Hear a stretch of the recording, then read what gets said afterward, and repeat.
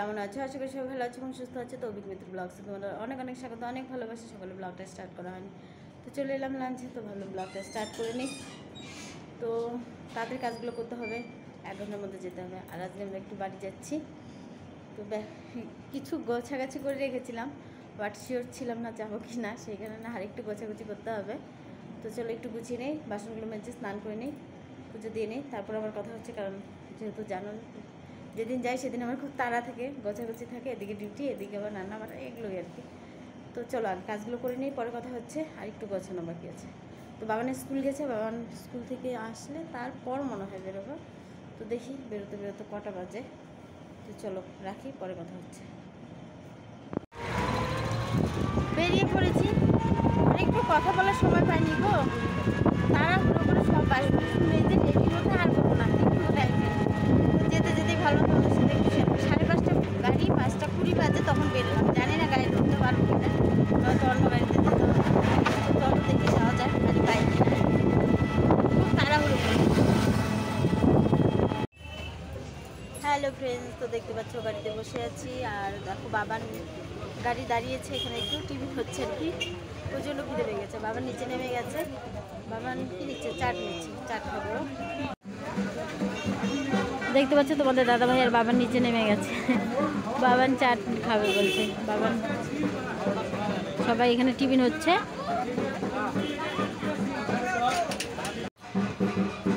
তো বাবান চাট নিয়ে নিল হাতে, বাবান চাট খাবে। দেখো তোমাদের দাদা ভাইয়ের বাবান খাচ্ছে, আর আমি দেখো এক চপ নিয়ে নিলাম। তো চলো খেয়ে নেই, ওরা তো খাচ্ছি নিচে। প্রচণ্ড খিদে পেয়ে গেছে, সন্ধ্যে টিফিন হয়নি না আজকে।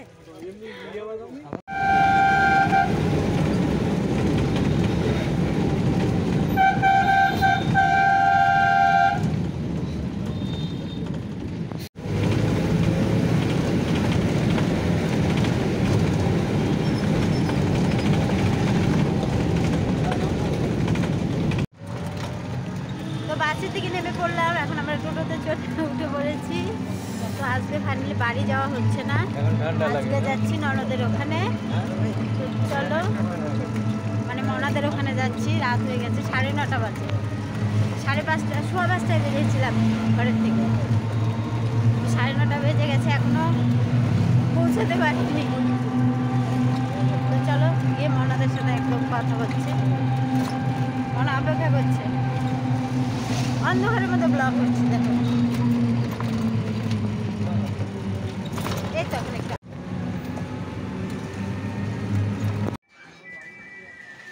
ফাইনালি চলে এসেছি, দাঁড়িয়ে আছি গেটে। এই তো মনা দরজা খুলে দিয়েছে। হ্যালো গাইস, এই যে মনা দরজা খুলে দিল। চলো ভেতরে ঢোকা যাক। তো হাত পা ধুয়ে ফ্রেশ হয়ে নিলাম, চেঞ্জ করে নিচ্ছি। তখন আসার সঙ্গে সঙ্গে দিদি চা বানিয়েও নিয়ে এসে, চা বিস্কুট ঝুড়ি ভাজা সব দিয়ে দিয়েছে। তোমাদের দাদাভাই ঘরে মনের সাথে গল্প করছে আর চা খাচ্ছে। তো আমাদেরটা এই ঘরে নে, খায় নে বাবা, খাও। তো চাটা খেয়ে নেই, পরে কথা হচ্ছে। হ্যালো বন্ধুরা, তো চা খাওয়া হয়ে গেল, একটু গল্প করলাম। আর দেখো মনা কি সুন্দর একটা দিদির জন্য কি গিফট বানিয়েছে। সামনে দিদির বিয়ে, দিদির জন্য একটা গাছ কোট রেখেছে, সেখানে দিদিকে এঁকেছে। এই যে দিদি, দিদির বর, এখানে জামাই বাবু। দেখো মনার হাতের কাজ কিন্তু পুরোটা মনার হাতের আঁকা। গাছ কোটাটা কিনে নিয়ে এসে মনা এটা হাতে, এখানে দিদির নামও লিখেছে। এই যে দিদির নাম অঙ্কিত। ও দেখো দিদির নাম অঙ্কিত বলে, দেখো মিষ্টি খাওয়া। এখানে হলো জামাইবাবুর নাম অঙ্কিত আর দিদির নাম শ্রেয়সী, সেটাও লিখেছে। দেখো মনার হাতের কাছে কিন্তু খুব সুন্দর। এদিকে মিষ্টি খাওয়া হচ্ছে। তো চলো এবার বসে পড়েছি সবাই খেতে। মনা আর বাবু এখন আসেনি। দেখো দিদি কত কিছু রান্না করেছে।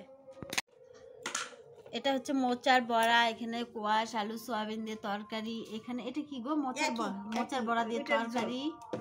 আর ওটা এখানে আছে নিরামিষ সবজি, কত কিছু রান্না করেছে। দেখো আরেকজন বড় ননদ, তিনি ফোনের থেকে বলছে ডাল শুকনা, ডাল শুকনা ওটা বাকি, তুমি আসলে হবে। তো চলো খাওয়া দাওয়া। 2 ভাই বোন এখনো এসে পৌঁছায়নি, ওদেরকে আবার ডাকতে হবে, তারপরে ওরা আসবে। তো খাওয়া দাওয়াটা সেরে নেই।